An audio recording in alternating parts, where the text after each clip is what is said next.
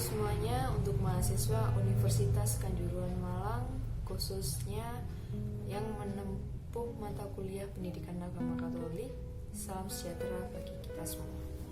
Saudara-saudari yang terkasih dalam Kristus, kita tahu bahwa sekarang dunia kita sedang dilanda dengan ketakutan, kesedihan, dan kekelaman.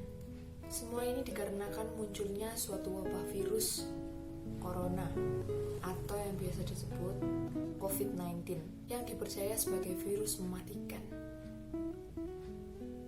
Masalah ini membuat seluruh dunia bertindak cepat untuk melindungi warganya. Ada yang melockdown negaranya, akses keluar masuk ditutup atau dibatasi. Ada juga negara yang menerapkan sistem social distance seperti di negara kita Indonesia. Karena wabah ini, perekonomian di dunia menjadi hancur, pekerjaan terhambat, acara tertunda, sampai keluar rumah untuk bersosialisasi dengan tetangga pun tidak boleh.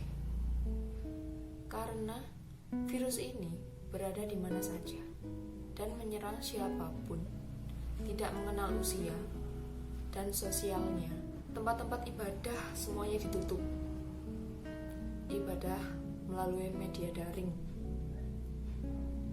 Sekalipun ibadah dilangsungkan, tempat ibadah tersebut harus mempunyai alat semprot disinfektan.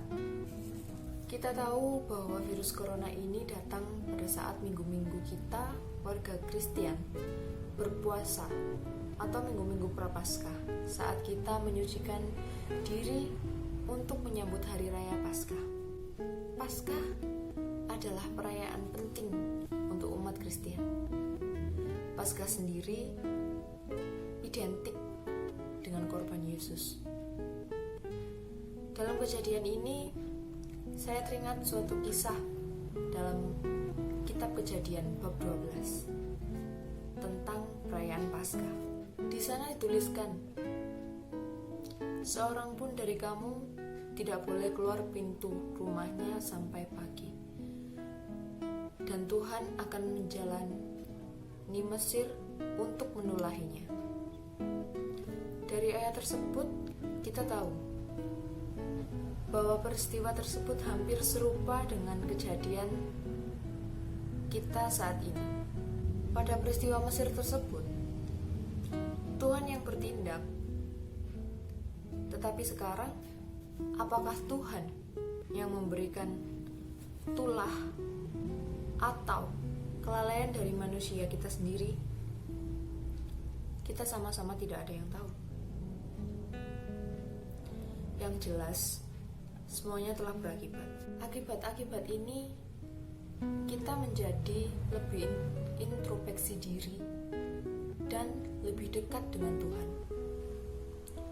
Seperti yang tertulis pada Yohanes bab 4 ayat 21 sampai 24. Bahwa kita tidak akan lagi menyembah Bapa di tempat biasanya kita sembah, tetapi menyembah Bapa dalam roh kebenaran, yang berarti meskipun tidak beribadah atau merayakan Ekaristi untuk menyembah Tuhan di gereja, tidak masalah.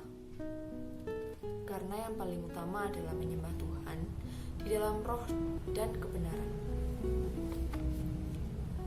Sebab Bapa mencari orang yang menyembahnya secara demikian. Allah itu roh, dan siapa saja yang menyembah Dia harus menyembah Dia dalam roh dan kebenaran. Dan Tuhan juga pernah berfirman dalam Matius, di mana 2 atau 3 orang berkumpul dalam namaku, di situ aku ada di tengah-tengah mereka. Lalu keterkaitannya Paskah ini dengan virus corona ini dan dengan penerapan social distance yang dilakukan oleh presiden kita untuk negara kita. Social distance ini yang semakin memaksa kita di rumah. Kita bisa memetik positifnya. Dengan social distancing ini, kita dapat merenung dan menjalani masa puasa kita dengan sungguh-sungguh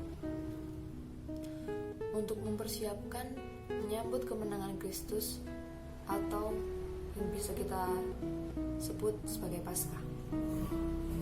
Marilah kita berdoa. Dalam nama Bapa dan Putra dan Roh Kudus. Amin. Ya Bapa, kami mohon belas kasih-Mu. Di tengah-tengah wabah virus corona ini, kami berserah kepada-Mu, memohon ampun atas kelalaian dan dosa kami. Berkati dan lindungi kami yang sehat dan berilah kesembuhan kepada yang sakit. Dan semoga dengan adanya wabah ini, kami semakin didekatkan dengan Engkau. Sebab Engkaulah Juru Selamat kami, kini dan selama-lamanya. Amin. Kemuliaan kepada Bapa dan Putra dan Roh Kudus, seperti pada permulaan, sekarang, selalu, dan sepanjang segala abad. Amin. Dalam nama Bapa dan Putra dan Roh Kudus. Amin. Semoga Tuhan memberikan kita damai yang berlimpah dan mengasihi kita semua.